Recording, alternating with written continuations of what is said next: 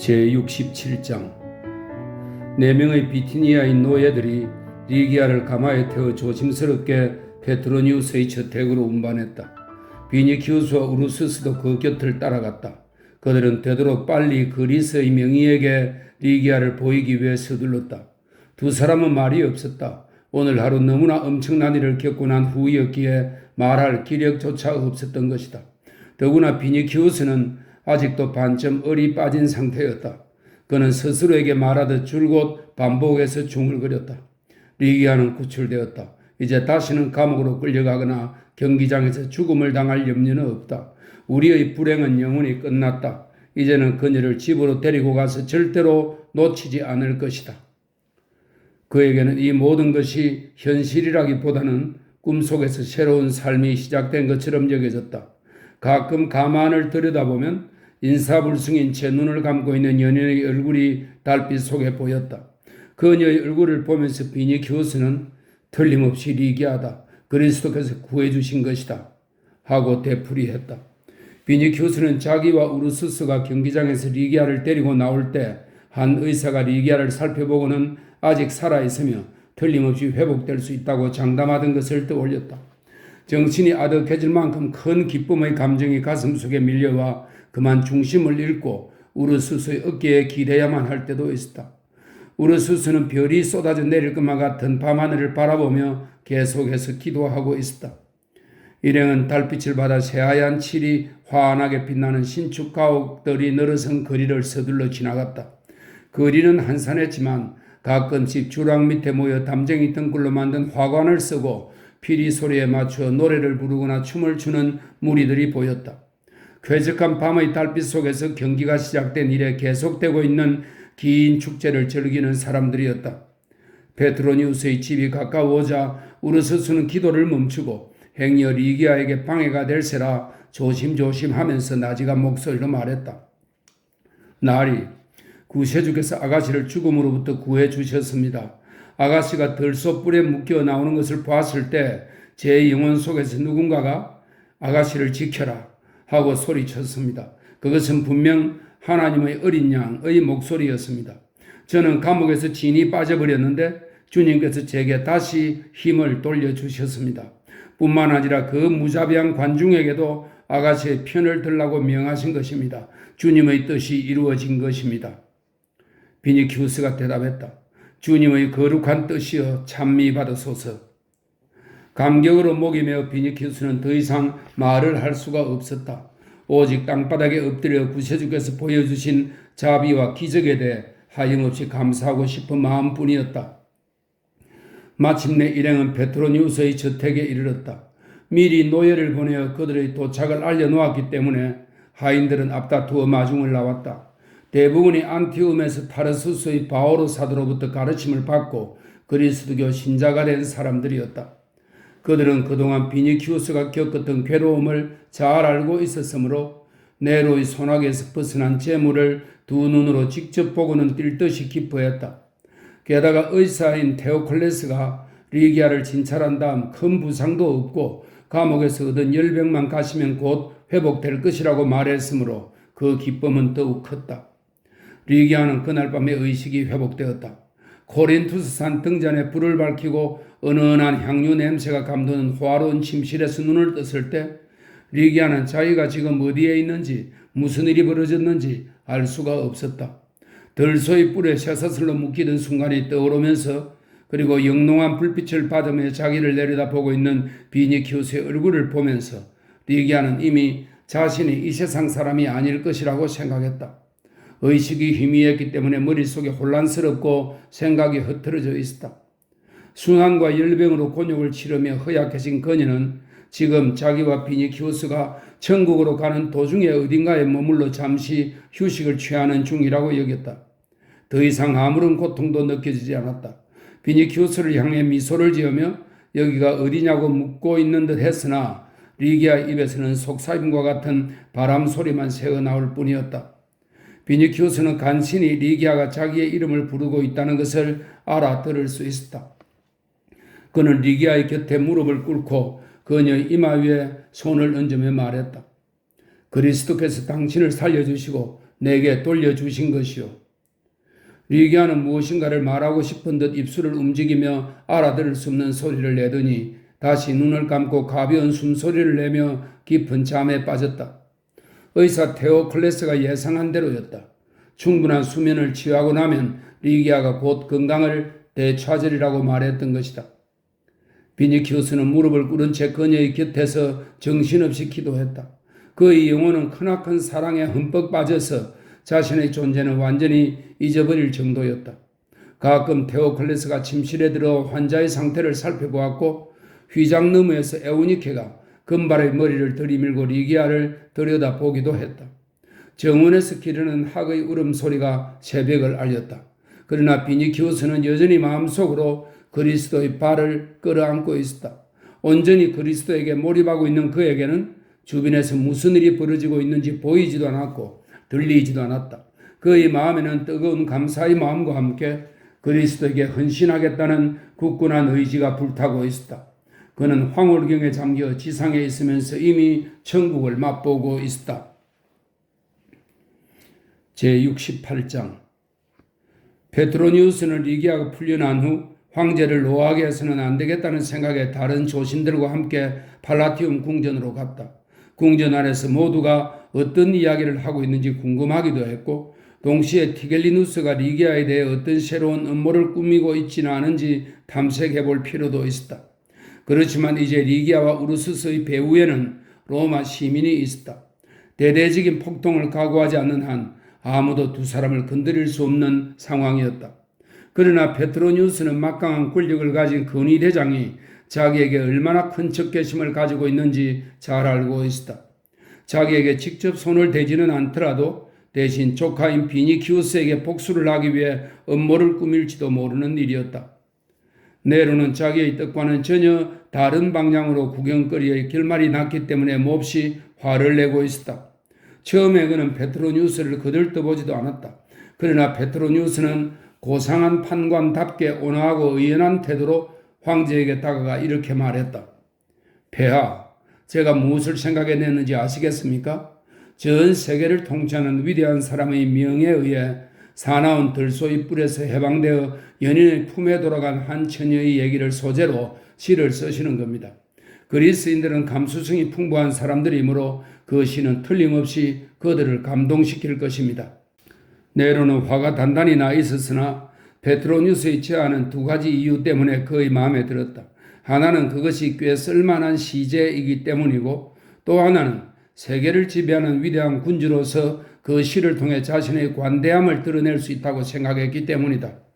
그래서 네로는 잠시 페트로니우스의 얼굴을 물끄러미 쳐다보더니 이렇게 말했다.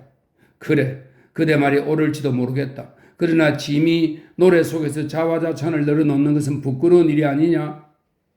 굳이 폐하의 이름을 밝히실 필요는 없습니다. 그래도 작품 속의 주인공이 폐하라는 것은 로마인이라면 누구나 다 알 것이며 그 소문은 즉시 로마에서 온 세계로 퍼져나갈 것입니다.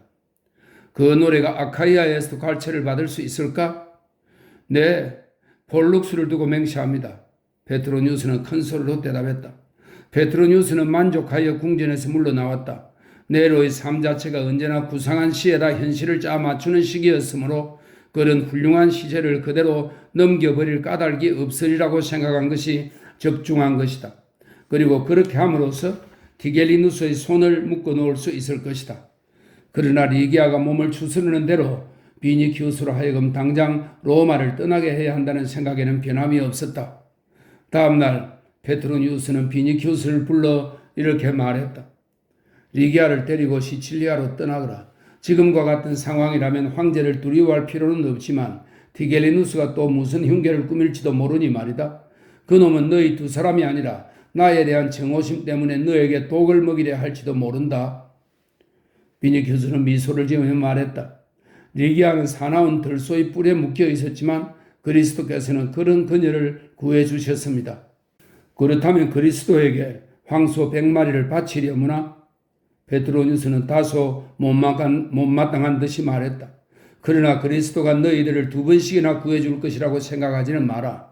오디세우스가 에올루스에게 돌아와 에올루스는 바람의 신 에올루스는 오디세우스를 환대하고 순풍이 담긴 여러 개의 가죽 주머니를 주었는데 선원들이 황금이 들어있는 줄 알고 몰래 여는 바람에 광풍이 몰아쳐 다시 에올로스가 사는 곳으로 되돌아오게 된 그런 이야기가 있답니다.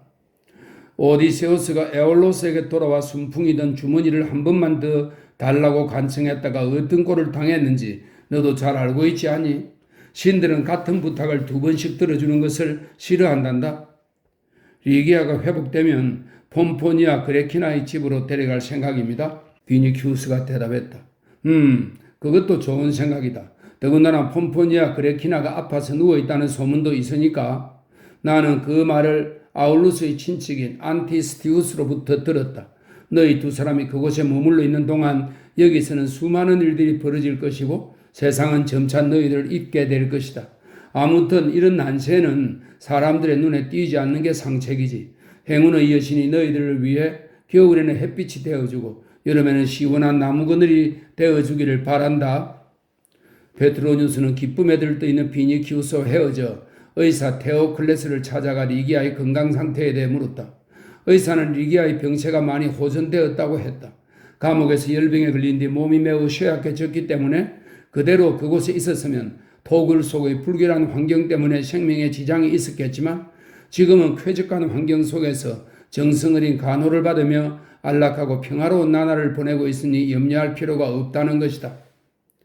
그로부터 이틀 뒤 리기아는 테오클레스의 권고에 따라 정원에 나가 몇 시간씩 바람을 쐬며 휴식을 취하곤 했다. 비니키우스는 리기아가 아울루스가의 정원을 떠올릴 수 있도록 그녀의 들것을 아네모네와 수선화로 장식했다. 2 사람은 손을 맞잡고 울창한 나무 그늘 아래 앉아 그동안 겪었던 고난과 슬픔에 대해 이야기를 나누었다.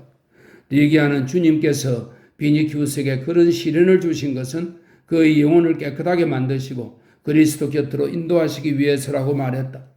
비니키우스 또한 같은 생각이었다. 과거에 자신의 의지가 아닌 것은 아무것도 인정 아래 들지 않던 이기적인 귀족 기질은 이제 비니키우스에게서는 그림자도 찾아볼 수 없게 되었다. 2 사람 모두 지난 추억 속에서 더 이상 고통과 슬픔을 찾을 수 없게 되었다. 이미 오랜 세월이 흐른 것만 같았고 그 끔찍했던 사건들이 다 먼 옛날의 일처럼 아득하게만 생각되었다. 지금 그들은 아직까지 한 번도 접해보지 못한 고즈넉한 평화 속에 잠겨 있었다. 이제 2 사람 앞에는 그리스도를 따르는 새로운 삶, 그리스도의 품에 안겨 누리는 끝없는 행복이 기다리고 있었다. 로마에서 황제가 아무리 미쳐 날뛰고 온 세상을 공포에 몰아넣는다 해도 그보다 훨씬 강한 힘으로부터 보호받고 있음을 확신하는 2 사람은 네로의 분노나 광기 따위는 조금도 두렵지 않았다. 2 사람에게 있어 네로는 더 이상 생사를 주관하는 군주가 아니었기 때문이다. 어느 날 저녁 2 사람은 멀리 야수 사육장에서 울려 퍼지는 사자와 맹수들의 울부짖는 소리를 들었다.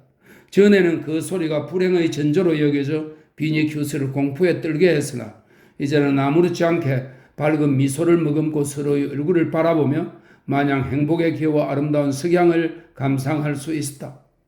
아직 쇠약해서 혼자 힘으로는 걷지 못하는 리기아가 심한 피로를 느껴 가끔씩 정원의 정적 속에서 잠이 들면 비니키우스는 그녀의 얼굴을 물끄러미 들여다보곤 했다. 문득 그녀는 더 이상 비니키우스가 아울루스가에서 만났던 예전의 그 리기아가 아니라는 생각이 들었다. 옥살이와 열병 때문에 그녀의 모습이 많이 초췌해졌기 때문이다. 아울루스의 집에서 처음 보았을 때도 또 미리암의 집에서 억지로 납치하려 했을 때도 리기아는 늘 조각처럼 우아하고 꽃처럼 아름다웠는데 지금 그녀의 얼굴은 핏기 없이 헬쑥하고 팔은 마른 가지처럼 가늘어졌으며 몸은 뼈가 드러날 정도로 수측해졌다.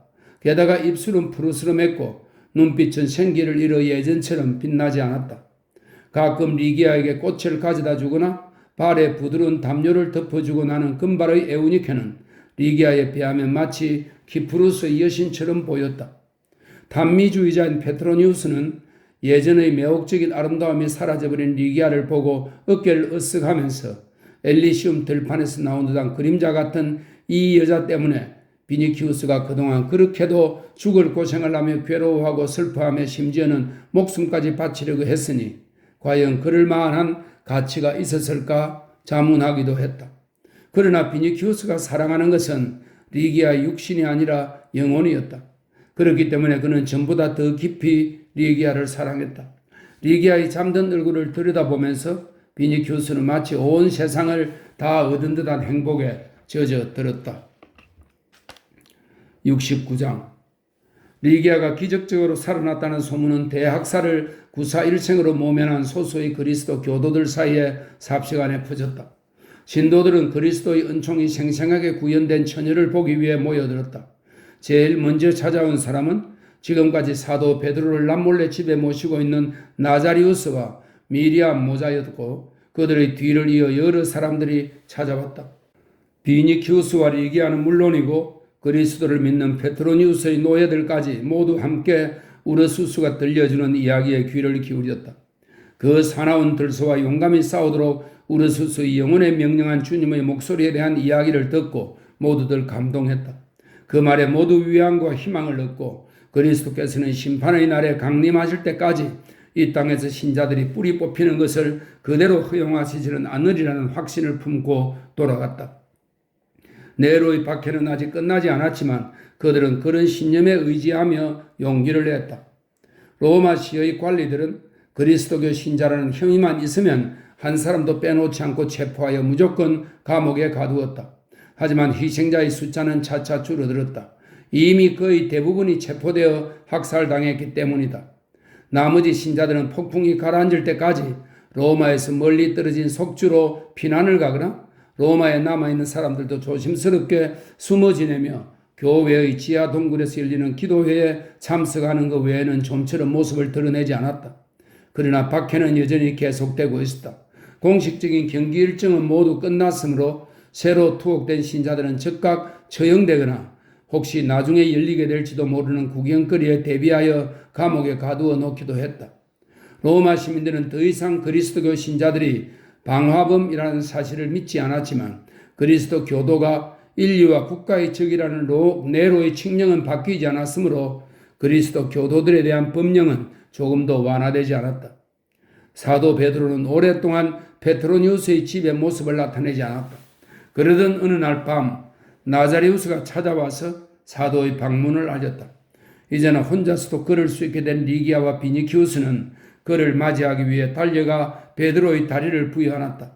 베드로 또한 자기를 반기러 나온 두 사람에게 인사를 했다. 그리스도께서 자기에게 맡기신 양떼의 수가 얼마 남지 않은 데다가 두 사람이 견뎌내야만 했던 모진 박해를 지켜보며 괴로워했던 일이 떠올라 사도는 남다른 감회에 젖었다.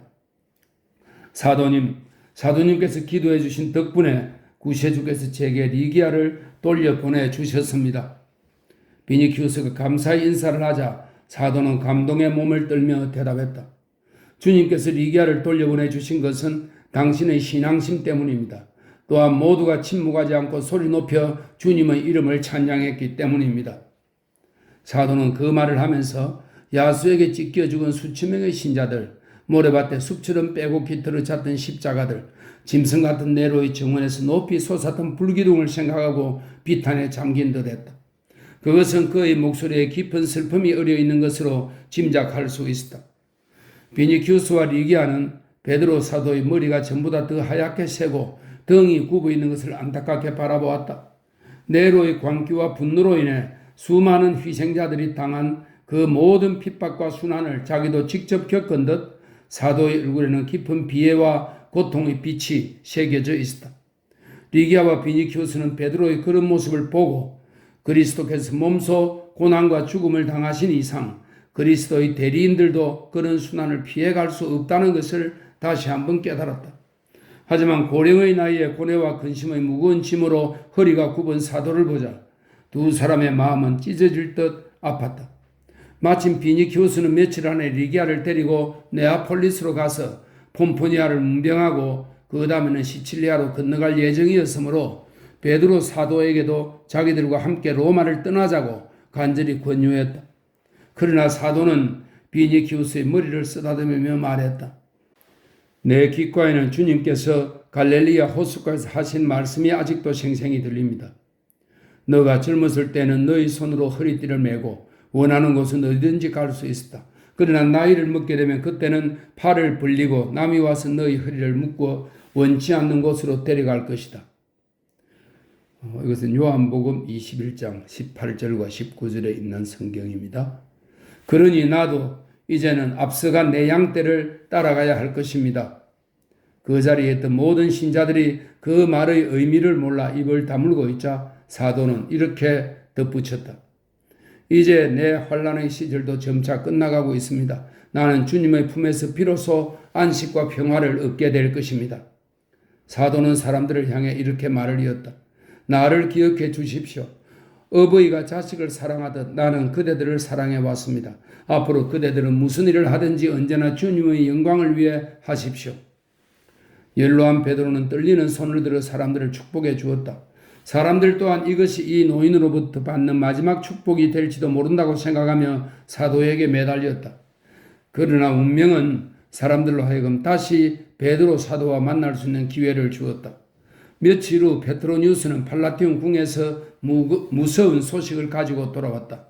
궁전에서 황제의 해방노예 한 사람이 그리스도 교도라는 것이 밝혀졌으며 그 방에서 사도 베드로와 바오로, 야고보, 유다, 요한에게서 받은 편지가 발견된 것이다. 베드로가 로마에 머물러 있었다는 사실은 이미 티겔리누스도 알고 있었지만 대학살 때 몇천 명의 신도들과 함께 죽었다고 생각하고 있었다. 그런데 뜻밖에도 새로운 종교의 두 지도자가 아직 목숨을 부지하고 로마에 머물고 있다는 것이 드러난 것이다. 네로와 티겔리누스 일파는 그 두 사람을 죽이면 그 가정스러운 종파를 뿌리 뽑을 수 있다고 판단하고 어떤 대가를 치르더라도 두 사도를 체포하기로 결정했다. 황제는 앞으로 사흘 안에 베드로와 타르수스의 바울을 잡아 마메르티누스 감옥에 가두라는 명령을 내리고 근위대를 동원하여 티베리스 강 건너편에 있는 집들을 하나도 남김없이 모조리 수시해 가도록 했다. 페트로니우스는 그 사실을 베스티누스로부터 전해 들었다. 비니키우스는 그 말을 듣자 사도에게 즉시 위험을 알려야겠다고 결심했다. 저녁 때가 되자 그는 우르스스와 함께 갈리아 풍의 외투로 얼굴을 가리고 베드로가 숨어있는 미리암의 집으로 향했다. 그 집은 티베리스 강 건너편 변두리에 있는 야니쿨룸 언덕 기슭에 있었다.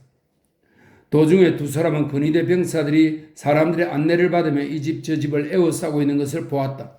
그 일대는 살벌한 분위기 속에서 호기심 많은 주민들이 군데군데 몰려 수군거리고 있었다. 여기저기서 백인 대장들이 용의자를 수색하며 시몬 베드로와 타르수스의 바오로에 대해 탐문하고 있었다. 비니키우스와 우르수스는 눈에 띄지 않게 병사들 틈을 몰래 빠져나와 무사히 미리암의 집에 도착했다. 몇 사람의 신자들이 베드로 사도의 주위에 모여들었다. 그 중에는 바오로 사도를 돕고 있는 디모테오와 리누스의 얼굴도 보였다. 위험이 코앞에 닥쳐왔다는 말에 나자리우스는 사람들을 정문의 쪽문으로 인도하여 야니쿨룸 문에서 수백 보 떨어진 채석장의 폐광으로 안내했다. 리누스는 고문을 받을 때 부러진 뼈가 아직 아물지 않았으므로 우르스스가 업고 가지 않으면 안 되었다. 일단 지하 갱도로 들어가자 사람들은 안도감을 느꼈다. 나자리우스가 작은 등불을 밝히자 일행은 그곳에서 둘러앉아 신성한 사도를 안전하게 도피시킬 대책을 의논하기 시작했다. 먼저 비니키우스가 입을 열었다. 사도님, 내일 새벽 나자레우스의 안내를 받아 알바누스 산으로 오십시오. 저희들이 거기서 기다렸다가 안티움으로 모시고 가겠습니다. 저와 리기아는 네아폴리스에서 시칠리로 가려고 그곳에다 배를 대기시켜 놓았습니다. 사도님께서 함께 가셔서 저희들의 결혼을 축하해 주시면 얼마나 큰 행복이겠습니까? 모든 사람이 그 말을 듣고 기뻐하면서 비니키우스의 청을 들어주시도록 간곡히 청했다. 우리들의 목자시여 어서 피하십시오. 로마에 계시면 안 됩니다. 그리스도의 살아있는 진리가 저희들 또는 사도님과 더불어 영영 사라지게 해서는 안 됩니다. 사도님을 아버지처럼 존경하는 저희들이 이렇게 애원합니다. 아무쪼록 그렇게 하십시오. 사도님, 그리스도의 이름으로 제발 그렇게 해주시겠습니까? 다른 사람이 또다시 사도의 옷자락에 매달리며 간청했다. 베드로가 대답했다. 사랑하는 아들, 딸들이여, 하나님께서 언제 우리를 저 세상으로 데려가실지는 아무도 모르는 일입니다. 그렇다고 사도가 로마를 떠나지 않겠다고 거절한 것은 아니었다. 베드로의 영혼 또한 이미 오래전부터 끊임없는 불안, 나아가 두려움에 휩싸여 있었기 때문이다. 사도는 자신이 가야 할 길을 찾지 못해 방황하고 있었다. 돌보아야 할 양떼는 사라졌고 힘겹게 쌓아올린 공든탑은 무너져 내렸다. 로마에 불이 나기 전에는 큰 나무처럼 무성하게 가지를 뻗던 교회가 지금은 맹수들의 힘으로 뒷걸로 돌아갔다. 이제 남은 것이라고는 눈물과 추억 그리고 고통과 죽음뿐이다. 그가 뿌린 씨앗은 무정하게 열매를 맺었으나 사탄은 그 열매를 뿌리채 뽑아버린 것이다. 천사의 군대도 죽어가는 사람들을 구하려 오지 않았다. 지금 네로는 영광에 둘러싸여 온 세상을 호령하며 모든 바다 모든 육지를 지배하고 전례 없이 강력한 권력을 휘두르고 있다. 하나님의 어부인 베드로도 요즘에는 사람들이 없는 곳에서 두 손을 하늘로 들어올리며 이렇게 한탄하곤 했다. 주여, 제가 어찌하면 좋겠습니까? 제가 무슨 일을 해야 하겠습니까? 늙고 힘없는 제가 주께서 지배와 정복을 허용하신 저 무지막지한 악마를 상대로 과연 싸울 수 있겠습니까? 베드로는 헤아릴 수 없는 고통의 밑바닥에서 이렇게 부르짖으며 하나님께 호소하였다. 주께서 제게 돌보도록 명하신 양떼는 이제 없습니다. 주님의 교회도 없고 주님의 도성은 공허와 비애로 가득 찼습니다. 그렇다면 주님께서 제게 명하신 사명은 무엇이었습니까? 저는 이곳에 머물러 있어야 합니까? 아니면 바다 건너 어딘가에 몸을 숨기고 주님의 뜻을 이어가기 위해 남은 양떼를 데리고 이곳을 떠나야 합니까? 베드로는 갈등했다. 살아있는 진리는 사라질 리 없으며 반드시 승리할 것임을 그는 믿고 있었다. 한편 사도는 그때가 아직 이르지 않았을 뿐 심판의 날에 네로와는 견질 수 없는 강력한 힘을 지니고서 영광의 주님께서 지상에 강림하실 때 그리스도 왕국은 틀림없이 실현되리라는 것도 확신하고 있었다. 만일 자기가 로마를 떠나게 되면 신자들도 물론 자기의 뒤를 따를 것이다. 그러면 그들은 저 멀리 갈릴리아의 지푸른 숲과 조용한 테베리아 호수로 데리고 가서 마치 사보리와 말은 요리의 향신료로 쓰이는 남유럽산 이 차조기과의 식물입니다. 차조기과의 식물입니다. 마치 사보리와 나아드 잎을 뜯어먹는 양떼나 비둘기처럼 온순한 그곳의 양치기들과 한데 어울려 여생을 보내고 싶다는 바람이 고개를 들기도 했다. 이 늙은 어부의 마음속에는 평화와 휴식에 대한 갈망이 점점 더 커져갔고 갈릴레아 호수에 대한 그리움이 용솟음쳤다. 그런 삶을 떠올릴 때마다 어부의 눈에는 눈물이 맺히곤 했다. 그러나 막상 결단을 내리려고 하면 다시 근심이 몰려와 불안한 마음으로 망설이게 되는 것이었다. 그토록 많은 순교자의 피가 땅에 스며들고 그토록 많은 사람들이 목숨을 바쳐 진리를 증거한 이 도시를 어떻게 버릴 수가 있단 말인가? 과연 자기만이 홀로 순교의 숙명을 저버려도 되는 것일까? 만일 그리스도께서 다른 사람들은 모두 신앙을 지키기 위해 죽음을 택했다. 그런데 너는 죽음을 피해 도망갔구나 라고 말씀하시면 뭐라고 대답할 것인가? 사도 베드로는 갈등과 번민의 나날을 보내고 있었다. 사자에게 찢겨 죽은 사람들, 십자가에 못 박힌 사람들, 황제의 정원에서 불에다 죽은 사람들은 시련과 고난 끝에 지금은 주님의 품 안에 편히 잠들었다. 그러나 그는 잠을 잘 수가 없었고 박해자와 희생자들을 괴롭히기 위해 고안해낸 그 어떤 고문보다 더 혹독한 고통을 겪고 있었다. 오 주여, 왜 저를 이곳으로 보내셨습니까? 이 야수의 소굴에 어떻게 당신의 도성을 세우라는 말씀입니까? 하고 부르짖는 동안 밤이 지나고 새벽빛이 지붕을 비추며 날이 밝은 적이 한두 번이 아니었다. 주님이 돌아가신 후 34년 동안 베드로는 휴식이란 것을 모르고 살았다. 지팡이 하나에 몸을 의지하고 세상 곳곳을 돌아다니며 복음을 전파했다. 끝이 없는 여행길에서 가진 고생을 겪으면서 그의 체력은 소진되어 갔다. 그러다 마침내 세상의 중심인 이 도시에서 겨우 주님의 과업을 구현하기 시작했는데 뜻하지 않은 악의 화신이 토해내는 불길로 인해 그 뿌리는 순식간에 잿더미로 변해버렸다. 이제 또다시 새로운 고난과 맞서 싸우지 않으면 안 된다. 아, 얼마나 힘겨운 싸움인가. 상대는 황제와 원로원, 군중, 전 세계를 쇠사슬로 속박하고 있는 군단, 수많은 도시, 무수한 나라들이다. 그런데 그들과 맞서야 할 자신은 늙고 고생으로 지쳐 등이 굽어대다 손이 떨려 지팡이를 들 힘조차 없는 늙은이이다. 자기는 도저히 로마 황제의 적수가 될 수 없지만 그리스도께서 자기를 통해 그 일을 하시는 것이니 두려울 것이 없다고 베드로는 스스로를 타이르곤 했다. 자신을 애워싸고 열심히 권하는 신도들의 말을 들으면서도 베드로 사도의 머릿속은 이런 복잡한 상념으로 가득 차 있었다. 신자들은 그에게 더욱 간절히 매달리면서 애원했다. 스승이시여 속히 몸을 피하셔야 합니다. 그리고 저희들도 저 짐승 같은 자들의 소나기에서 구해 주시옵소서. 마침내 리누스가 병들고 지친 머리를 사도 앞에 숙이며 말했다. 사도님, 구세주께서는 당신께 어린 양을 돌보라고 분부하셨습니다. 그러나 어린 양들은 이미 이곳에는 없습니다. 설령 오늘은 살아있다 해도 내일이면 다 사라질 운명입니다. 그러므로 사도님께서는 새로운 양들을 모을 수 있는 곳으로 떠나셔야 합니다. 하나님의 말씀은 예루살렘에도 있고 안티오크와 에페소, 그 밖의 수많은 도시에 생생하게 살아 있습니다. 사도님께서 지금 로마에 남아 계신다고 무슨 일을 하실 수 있겠습니까? 만일 이곳에서 돌아가시기라도 하면 야수들의 승리를 더 빛나게 해줄 뿐입니다. 주께서는 아직 요한 사도에게는 죽을 날을 정해주지 않았습니다. 바오로 사도는 로마의 시민권을 가지고 있으므로 처벌하려면 반드시 재판을 거쳐야 합니다. 하지만 만일 악마의 힘이 사도님에게까지 뻗치게 된다면 이곳에 남아있는 어린 양들은 과연 네로보다 더 강한 힘은 없단 말인가 하고 의구심을 갖게 되어 용기를 잃고 말 것입니다. 사도님은 그리스도 교회의 반석이십니다. 저희들은 여기서 죽어도 좋습니다. 그러나 그리스도의 대리인이신 사도님께서 그리스도를 배반하는 무리들에게 승리를 허락하셔서는 안 됩니다. 무고한 사람들의 피를 흘리게 한 짐승 같은 자들을 그리스도께서 심판하실 때까지 다시는 이곳으로 돌아오지 마십시오. 그렇게 해주십시오. 이렇게 눈물로 간청합니다. 다른 사람들도 일제히 외쳤다. 베드로의 두 뺨에 눈물이 흘러내렸다. 잠시 후 베드로는 일어서서 무릎을 꿇고 있는 사람들의 머리 위로 두 손을 내밀며 말했다. 주님의 이름에 영광이 있기를, 주님의 뜻이 이루어지기를. 제70장. 이튿날 새벽 감파니아 평원을 향해 검은 그림자 둘이 아피아 가도를 걸어가고 있었다. 한 사람은 나자리우스, 또 한 사람은 사도 베드로였다. 결국 베드로는 박해받는 신자들을 남겨두고 로마를 떠나기로 결심한 것이다.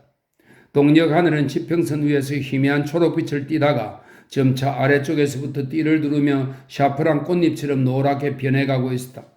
은빛 잎사귀가 무성한 나무들과 흰 대리석 별장, 들판을 가로질러 로마를 향해 쭉 뻗어있는 아치형의 수도교가 새벽빛에 어렴풋이 그 모습을 드러내고 있었다. 날이 점점 밝아오면서 하늘은 황금빛으로 물들었고 알바누스 산의 봉우리는 눈부신 서광을 받아 신비스러운 백합처럼 아름다운 보랏빛을 내뿜기 시작했다. 여명을 받아 나무잎에 맺힌 이슬이 영롱하게 반짝였다. 아침 안개가 서서히 거치면서 들판에 듬성듬성 흩어져 있는 집과 무덤들, 마을과 숲, 그리고 그 사이로 신전의 하얀 기둥들이 뚜렷하게 보이기 시작했다. 길에는 인적이 없었다. 도시로 채소를 배달하는 농부들도 아직은 수레에 말을 매지 않은 것 같았다. 멀리 산기슭까지 뻗은 길에는 돌이 깔려 있었다. 두 사람이 걸을 때마다 그들이 신고 있는 나무로 만든 신발이 돌에 부딪혀 소리를 냈다. 이윽고 산등성이로 태양이 떠올랐다. 그와 동시에 사도는 놀라운 광경을 보았다. 황금빛 광채가 하늘로 솟아오르지 않고 커다랗게 원을 그리며 산등성이를 따라 땅으로 내려오면서 그들 쪽으로 다가오고 있었다. 베드로는 걸음을 멈추고 말했다. 우리를 향해 다가오는 저 밝은 빛이 보이느냐? 아무것도 보이지 않습니다. 나자리우스가 대답했다. 베드로는 잠시 후 한 손으로 이마를 가리며 다시 입을 열었다. 저 햇빛 속에서 누군가 이쪽으로 오고 있다. 그러나 그들의 귀에는 희미한 발자국 소리도 들리지 않았다. 사방은 정막 속에 가라앉아 있었다. 나자리우스의 눈에 보이는 것이라고는 마치 멀리서 보이지 않는 손이 흔들기라도 하는 듯 떨고 있는 나무가지와 들판 위로 멀리 퍼져나가고 있는 햇살뿐이었다. 나자리우스는 당황하여 사도를 향해 걱정스럽게 물었다. 사도님, 무엇을 그렇게 보고 계십니까? 어디가 편찮으신가요? 베드로 사도의 손에서 지팡이가 땅바닥으로 떨어졌다. 그는 얼어붙은 듯 그 자리에 서서 입을 벌린 채 앞만 바라보고 있었다. 그의 얼굴에는 놀람과 환희 그리고 황홀한 빛이 떠올랐다. 갑자기 그는 땅바닥에 무릎을 꿇고 두 손을 높이 쳐들었다. 입에서는 탄성이 터져 나왔다. 오 그리스도여 그리스도여. 마치 누군가의 발에 입을 맞추는 것처럼 사도는 땅에 얼굴을 대고 엎드렸다. 오랫동안 침묵이 흘렀다. 이었고 늙은 사도가 흐느끼는 소리로 말했다. 쿠오바디스 도미네. 이것은 주여 어디로 가시나이까 라는 뜻이죠. 쿠오바디스 도미네. 나자리우스에게는 들리지 않았으나 베드로의 귀에는 온화하면서도 슬픈 음성이 들려왔다. 너가 내 어린 양들을 버렸으니 또다시 십자가에 못 박히기 위해 로마로 간다. 사도는 꼼짝도 하지 않고 침묵 속에서 그대로 땅에 엎드려 있었다. 나자리우스에게는 사도가 기절했거나 아니면 죽은 것 같이 보였다. 이었고 간신히 몸을 일으킨 베드로는 떨리는 손으로 지팡이를 집어들고 말없이 7 언덕이 우뚝 서 있는 로마를 향해 돌아섰다. 그러자 소녀는 사도를 향해 베드로가 방금 전에 한 말을 메아리처럼 되풀이했다. 쿠오바디스 도미네? 로마로. 사도가 나지막하게 대답했다. 베드로는 로마로 되돌아왔다. 바오로와 요한, 리누스를 비롯하여 모든 신도들은 놀람과 두려움으로 베드로를 맞이했다. 사도가 출발하자마자 새벽같이 근위대 병사들이 미리암의 집을 에워싸고 사도를 잡아가려 했으므로 그들의 두려움은 더욱 컸다. 그러나 베드로는 여러 가지 질문에 지극히 평화롭고 쾌활하게 이렇게 대답할 뿐이었다. 나는 주님을 배웠습니다. 그날 밤 베드로는 오스트리아눔의 묘지로 가서 영혼을 깨끗이 하려는 사람들에게 가르침을 주고 생명의 물로 세례를 베풀었다. 그날부터 베드로는 매일 그곳에 갔고 신자들의 수는 나날이 늘어갔다. 순교자가 흘린 눈물 한 방울 한 방울에서 새로운 신자가 태어나고 경기장에서 쓰러져간 신자들의 신음소리 하나하나가 메아리가 되어 수많은 사람들의 가슴에 울려 퍼졌다. 황제는 돌이킬 수 없는 죄악의 수렁에 깊숙이 빠져 피의 향연에 도취되어 있었고 로마도 이교도의 세상도 완전히 광기에 사로잡혀 있었다.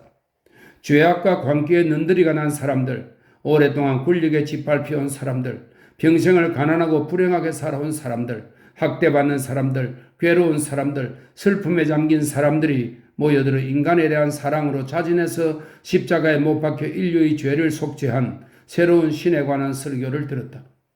그들은 자신들이 진심으로 사랑할 수 있는 신을 발견한 동시에 그 누구도 그들에게 줄 수 없었던 것, 즉 사랑을 함으로써 느끼게 되는 행복을 발견했다. 베드로는 황제도 그의 군단도 살아있는 진리 앞에서는 무릎을 꿇고 만다는 것, 그리고 피도 눈물도 그 진리를 깨뜨릴 수 없다는 것을 새삼 깨달았다. 바야흐로 승리의 서곡이 시작된 것이다. 그는 비로소 주님이 왜 자기를 다시 로마로 돌려보내셨는지 알 수 있었다. 오만과 죄악, 타락과 폭력의 소굴이었던 로마가 서서히 그리스도의 도성으로 변해가고 있었던 것이다. 머지않아 이 도시는 인간의 육체와 정신을 사랑으로 지배하는 세상의 중심이 되리라. 제71장. 마침내 두 사도에게도 최고의 순간이 찾아왔다. 마치 자기에게 주어진 임무를 완수할 수 있는 마지막 기회라도 되는 듯 하나님의 어부는 옥중에서 쫓아 두 사람의 영혼을 구원했다. 마메르티누스 감옥에서 베드로의 감시를 맡고 있던 병사 프로케수스와 마르티니아수스가 세례를 받은 것이다. 그리고 얼마 후 순환의 순간이 찾아왔다. 마침 네로는 로마에 없었으므로 사형 선고를 내린 것은 해방노예 헬리우스와 폴리테네스였다. 두 사람은 네로가 자리를 비운 로마의 통치를 위임받고 있었다. 늙은 사도는 법에 따라 우선 퇴형을 받았다. 그리고 이튿날 성 밖에 있는 바티카누스 언덕으로 끌려가서 그곳에서 십자가형을 받기로 되어 있었다. 병사들은 감옥 앞에 모여드는 무수한 인파를 보고 놀랐다. 일개 평민, 그것도 이방인인 한 노인이 죽음을 맞는데 그처럼 많은 사람들이 관심을 갖는 것을 의아하게 여겼다. 병사들은 그 사람들이 단순한 호기심에서 모여든 구경꾼이 아니라 실은 위대한 사도를 형장까지 따르고자 열망하는 그리스도 신자들의 무리라는 것을 알지 못했던 것이다. 오후가 되어 감옥의 문이 열리자 근위대 병사들에게 둘러싸인 베드로 사도의 모습이 보였다. 해는 이미 오스트리아 가도를 향해 조금씩 기울고 있었다. 청명하고 온화한 날씨였다. 병사들은 베드로에게 십자가를 지고 가라는 명령은 하지 않았다. 죄수가 워낙 연로해서 무거운 십자가를 들어 올릴 수도 없을 것이라고 생각했기 때문이다. 행여 걷는데 지장을 줄까봐 목에 가시등불도 씌우지 않았다. 베드로가 매우 천천히 걸었으므로 신자들은 그의 모습을 똑똑히 볼 수 있었다. 병사들의 투구 사이로 사도의 흰머리가 보이자 군중 속에서 오열하는 소리가 들려왔으나 그것도 금세 그쳤다. 그것은 늙은 사도의 얼굴이 이루 말할 수 없이 평온한 데다가 기쁨으로 환히 빛나고 있었으며 형장으로 끌려가는 희생자라기보다 승리를 축하받는 개선장군처럼 당당해 보였기 때문이다. 실제로도 그랬다. 늘 겸손하게 고개를 숙이고 구부정하게 걷던 늙은 어부가 지금은 허리를 꼿꼿이 세워 병사들보다 더 커 보였으며 그 자태는 위험에 넘쳐 있었다. 지금까지 그의 모습이 이토록 장엄해 보인 적은 없었다. 마치 군중과 병사들의 호의를 받고 있는 제왕처럼 보였다. 여기 베드로 사도님께서 주님 곁으로 가신다는 소리가 사방에서 들려왔다. 거기 모인 사람들은 베드로의 앞길에 순환과 죽음이 기다리고 있다는 것을 잊은 것 같았다. 그들은 골고다 언덕의 비극 이래 가장 중대한 사건이 눈앞에 펼쳐지고 있음을 실감하면서 숙연하고도 침착한 태도로 걷고 있었다. 지난번의 희생이 온 세상을 죄에서 해방시킨 것처럼 이번의 희생 또한 로마의 죄를 사해 줄 것이라고 다들 굳게 믿고 있었다. 길 가던 사람들은 그 노인을 보자 호기심을 가지고 걸음을 멈추었다. 그러면 신자들은 그들의 어깨 위에 손을 올려놓고 조용히 속삭였다. 보십시오. 정의로운 사람이 죽음을 맞고 있습니다. 저분이 그리스도의 가르침을 받아 온 세상에 사랑을 설교하신 바로 그분이십니다. 사도를 보기 위해 걸음을 멈추었던 사람들은 그 말을 듣고 정말이지 저 노인은 전혀 죄인처럼 보이지 않는 걸 하고 고개를 끄덕이는 것이었다. 사람들의 외침과 소란은 점차 사그라졌다. 일행은 신축 가옥이 쭉 늘어서 있는 동네와 신전의 하얀 원주들을 지났다. 맑고 푸른 하늘이 그들을 내려다보고 있었다. 모두들 말없이 걸었다. 이따금 병사들의 무기가 부딪히는 소리와 신자들의 나지막한 기도 소리가 들릴 뿐이었다. 그 기도 소리에 베드로의 얼굴은 기쁨으로 빛났다. 신자들의 수가 몇천 명이나 되는지 미처 다 헤아릴 수 없을 정도였다. 이제 그는 자기의 임무를 완수했다고 느꼈다. 평생을 바쳐 설교한 진리는 거대한 파도처럼 모든 것을 뒤덮어 아무것도 그 물결을 가로막을 수 없다는 것을 그는 알고 있었다. 사도는 하늘을 우러르기도 했다. 주여, 당신은 온 세상을 통치하고 있는 이 도시를 정복하라고 제게 명하셨습니다. 저는 당신의 그 말씀에 따랐습니다. 당신은 또한 이곳에다 당신의 도성을 세우라고 명하셨습니다.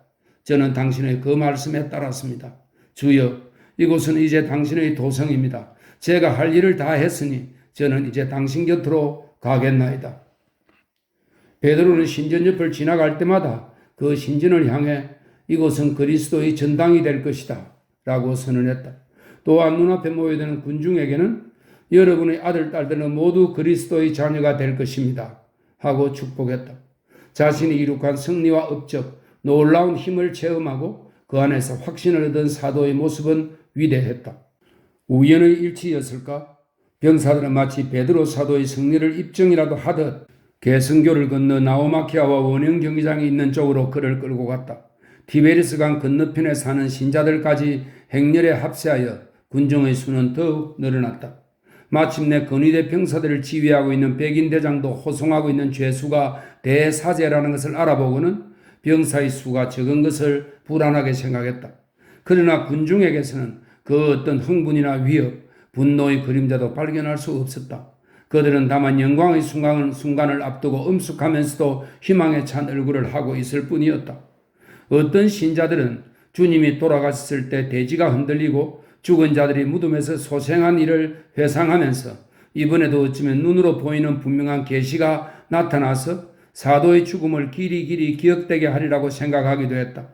어떤 신자는 어쩌면 주님께서는 베드로 사도님이 최후를 맞는 바로 그 순간 약속대로 지상에 강림하셔서 이 세상을 심판하실지도 모른다고 말했다. 그들은 이런저런 생각을 하면서 구세주의 자비의 모든 것을 온전히 맡겼다.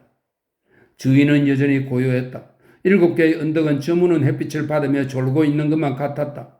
행렬은 마침내 경기장과 바티카누스 언덕의 중간쯤 되는 곳에서 멈추어 섰다.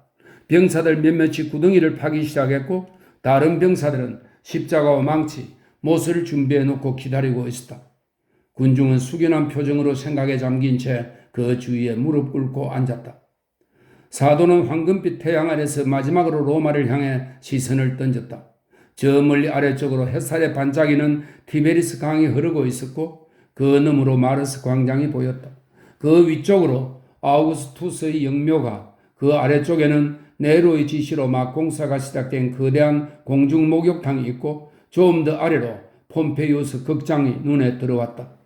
건너편에는 다른 건물에 가려져 보일 듯 말 듯한 사에프타 율리아, 이것은 케사르가 착공하고 아우구스투스가 완공한 거대한 건물로 로마 시민들이 투표하는 장소입니다. 사에프타 율리아, 그 밖에도 무수히 많은 회랑, 신전, 원주, 고층 건물 등이 있었다. 그보다 훨씬 더 먼 곳에는 웅장한 저택들이 늘어서 있는 7 언덕이 우뚝우뚝 서 있고 푸른빛이 감도는 아지랭이에 가려 끝이 보이지 않을 정도로 많은 민가들이 늘어서 있었다. 이곳은 그야말로 죄악과 폭력, 광란의 소굴이었다. 또한 세상을 좌지우지하고 온 인류를 박해하는 폭군의 도시이며 법과 평화를 내세워 감히 저항할 수 없는 힘과 무소불위의 권력을 휘두르는 천하무적의 도시이기도 했다. 베드로는 병사들에게 에워싸인 채 마치 제왕이나 영주가 조상으로부터 물려받은 영지를 둘러보듯 로마를 바라보면서 내가 너를 대신해 속죄하리라고 말했다. 그러나 십자가를 세우기 위해 구덩이를 파고 있는 병사들도 그리고 주위에 무릎을 꿇고 있는 신자들조차도 지금 눈앞에 서 있는 이 노인이 로마의 진정한 지배자라는 것은 깨닫지 못했다. 여러 차례 황제가 바뀌고 이민족의 물길이 수없이 밀려왔다 물러가고 몇 세기가 경과하더라도 이곳에서 영원히 군림하게 될 사람은 바로 이 노인이라는 것을 예견하는 사람은 없었다. 해는 점점 오스티아 가도 쪽으로 기울면서 더욱 붉게 타올랐다. 서쪽 하늘 전체가 온통 광의로 빛나기 시작했다. 병사들이 베드로의 옷을 벗기려고 그의 곁으로 다가갔다. 그 순간 기도를 하기 위해 허리를 구부리고 있던 베드로가 갑자기 몸을 고추 세우고는 오른손을 높이 치켜들었다. 사형 집행자들은 그 모습에 섬뜩함을 느끼며 돌처럼 굳어버렸다. 신자들은 사도의 입에서 나올 최후의 말을 기다리며 숨을 죽였다. 주인은 물을 끼얹은 듯 조용해졌다. 베드로는 최후의 순간이 다가오자 손을 내밀어 성호를 끄며 강복했다. 우르비 엣 오르비. 이 말은 이 도시와 이 세상의 축복을 이란 뜻입니다. 이후에 가톨릭 교회에서 교황이 성탄절에 전통적으로 시행하는 강복이 된 말이라고 합니다. 우르비 엣 오르비. 이 도시와 이 세상의 축복을. 그날 화창한 저녁 무렵 다른 근위대에 속한 병사들의 무리가 바오로 사도를 연행하여 오스티아 가도를 따라 살비의 셈이라고 불리는 곳으로, 이것은 약효가 있다고 알려진 셈입니다. 살비의 셈이라고 불리는 곳으로 행진하고 있었다. 바오로 사도의 뒤에도 그가 입교시켰거나 개종시킨 수많은 신자들이 따르고 있었다. 바오로는 아는 사람을 만나면 걸음을 멈추고 이야기를 나누곤 했는데 그가 로마 시민권을 가지고 있었기 때문에 호송 병사들은 별다른 제재를 가하지 않았다. 데르게미나 문, 세 개의 아치가 있는 문입니다. 데르게미나 문을 지나자 바오로 사도는 총독 플라비우스 사비누스의 딸 플라우틸라를 만났다. 플라우틸라의 애띤 얼굴이 눈물에 젖어 있는 것을 보면서 사도는 이렇게 말했다. 영원한 구세주의 딸 플라우틸라여, 어서 평화로운 곳으로 가십시오. 다만 한 가지 청이 있는데 내가 주님의 품으로 떠나는 순간 두 눈을 가리고 싶으니 당신이 쓰고 있는 베일을 잠시만 빌려주었으면 하오. 베일을 받아들자 바오로 사도는 고된 일과를 마치고 난 일꾼이 귀가할 때와 같은 즐거운 표정으로 경쾌하게 걸었다. 바오로의 심중도 베드로와 마찬가지로 고요한 저녁 하늘처럼 평온하기 그지없었다. 그는 눈앞에 펼쳐진 넓은 들판과 석양에 빛나는 알바누스 산을 감개무량한 듯 바라보고 있었다. 바오로는 자기가 거쳐온 순례의 여정, 지금까지 겪었던 온갖 역경과 박해, 마침내 승리로 마감하게 된 오랜 싸움, 그리고 바다 저편에 세워놓은 교회들을 떠올리면서 이제 할 일을 다 했으니 휴식을 취해도 좋을 때가 아닐까 하고 생각했다. 바오로 역시 주님의 임무를 완수한 것이다. 내가 뿌린 씨앗은 이제 더 이상 사탄의 입김에 날아가지 않으리라. 자신이 세상을 향해 설파한 진리가 최후의 승리를 거둘 것이라는 확신을 품고 세상을 떠나려는 사도의 영혼에는 무한한 평화가 깃들어 있었다. 형장으로 가는 길은 멀었으므로 벌써 날이 저물기 시작했다. 산정은 진홍빛으로 변하고 골짜기는 조금씩 어둠 속에 묻히기 시작했다. 목자들은 양떼를 몰고 집으로 돌아가고 있었고 들판에서 일하던 노예들이 연장을 어깨에 메고 집을 향해 걷고 있었다. 집 앞에서 놀고 있던 어린아이들은 병사들이 지나가는 것을 신기한 듯 바라보았다. 저녁 무렵의 청량한 공기는 평화와 안식으로 가득 차 있을 뿐만 아니라 천상으로 향하는 한가락 노래가 되어 비할 데 없이 아름다운 조화를 이루고 있었다. 바오르는 지금 지상에서 천상의 음악이 빚어내는 신비스러운 화음을 생생하게 듣고 있었다. 그것은 이 세상에서는 들어보지 못한 새로운 소리, 즉 사랑의 선율이었다. 그 선율이 없으면 이 세상은 그저 울리는 징이나 요란한 꽹과리 소리로 가득 차리라고 생각하자 사도 바오로의 가슴은 사랑과 기쁨으로 떨려왔다. 바오로는 개종 이후 평생을 바쳐 사람들에게 사랑을 가르쳐왔다. 가난한 사람들에게 가진 것을 나누어주고 세상의 모든 언어를 깨우치고 세상의 모든 이치와 학문에 능통한다 해도 사랑이 없으면 아무 쓸모가 없는 것이다. 사랑은 온유하고 오래 참고 악행을 저지르지 않으며 명예를 탐내지 않는 것이다. 모든 것을 믿고 바라고 견디며 감싸주는 것이다. 고린도전서 13장에 있는 성경 구절입니다. 사랑이 없으면 결국엔 다 헛사가 되고 만다. 바오로 사도는 이 진리를 설교하는 일에 평생을 바쳤다. 지금도 그는 자기의 영혼을 향해 이렇게 말하고 있었다. 이 세상에서 이 진리에 비할 수 있는 힘이 또 어디 있겠으며 무엇이 이 진리를 정복할 수 있겠는가?